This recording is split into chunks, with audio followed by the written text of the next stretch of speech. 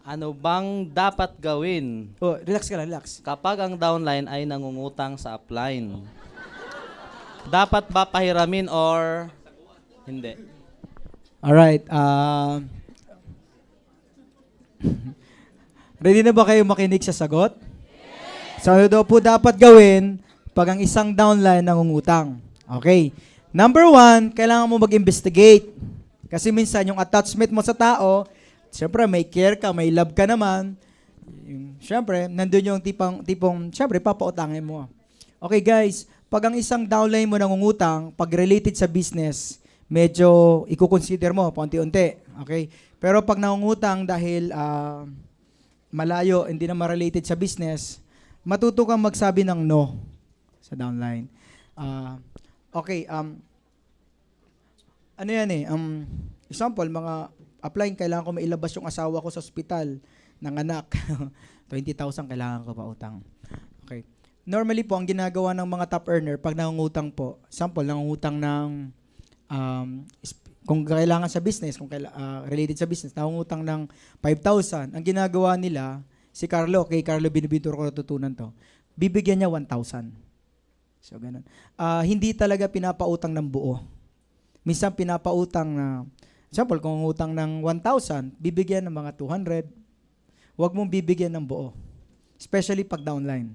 Okay. Ano yan eh, case to case yan eh, case to case. Kaya minsan di ba yung relationship na maganda, nawasisira dahil nga dun sa utang. Sabi nga, it takes two to tango naman kasi yan eh. Minsan, ikaw din ang may kakaulangan. Pinaungutang mo lang, nadramahan ka ng konti, di ba? Binigay mo na. So, kailangan yung alagaan yung relationship nyo. So, ayun, sabi ko nga, kung related sa business yung pinangutang, medyo i-consider mo. Pero pag hindi talaga related sa business, learn to say no. Tapos, sabi nga naman ni Joseph Lim, mas masarap daw pang utangin yung taong may pera. So, si Joseph, parang pag siya ang suggest na naman, pag nangungutang, yung may pera. So, nagpapautang siya sa may pera. Sa mga downline mong alam mo naman malaki ang kinikita na kailangan nangungutang, so pwede mo naman siyang pautangin, pahiramin muna. Kung productive, yes, medyo bibigyan mo na consideration yan. Kasi itong case na to, delikado to, tama ba? Mahirap tong sagutin. Sino nagtanong niyan?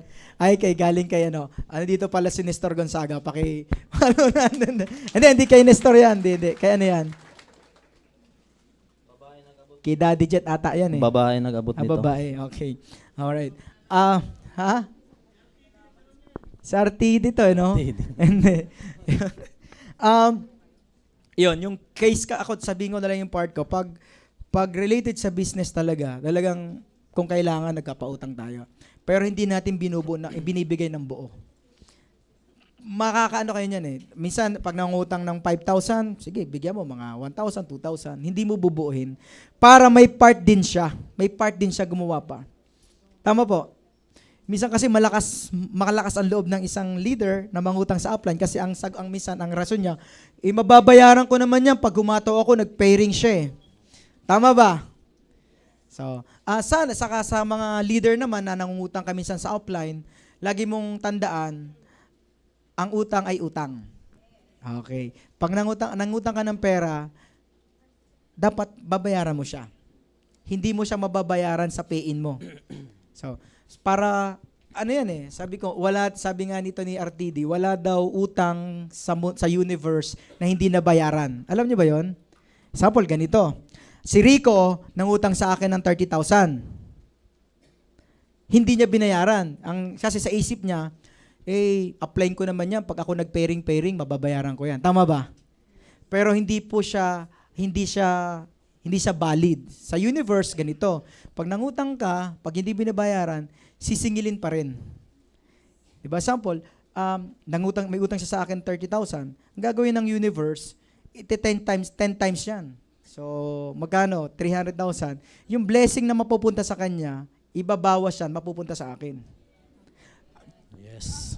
Ano po yan? By experience yan. Kaya pag kayo po nangutang, be sure na bayaran nyo. Akala nyo ba panalo kayo pag hindi kayo nagbayad? Hindi. Ang nangyayari nga, pag yung pinangutang mo, yung inutangan mo, sinuswerte lagi. Tama. Saka kung nangutang ka, dapat babayaran mo talaga. Isa yan sa leadership din to, saka of course, credibility. Ang lahat ng magagaling na negosyante, marunong talaga magbayad ng utang.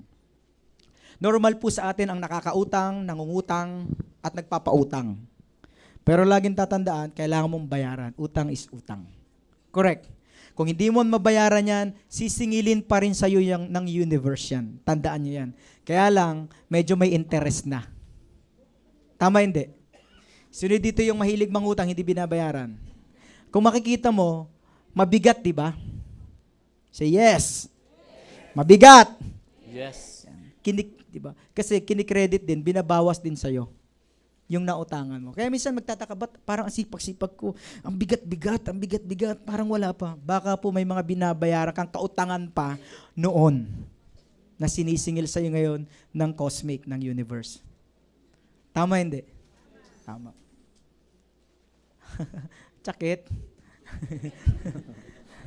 Di naman. So, okay po. Kaya dapat magbayad ka agad. Kasi lahat po nag-i-interest. Tama? So, wala bang palakpak? Kailangan nyo pong matutunan yon. Maganda yun, magandang tanong yon.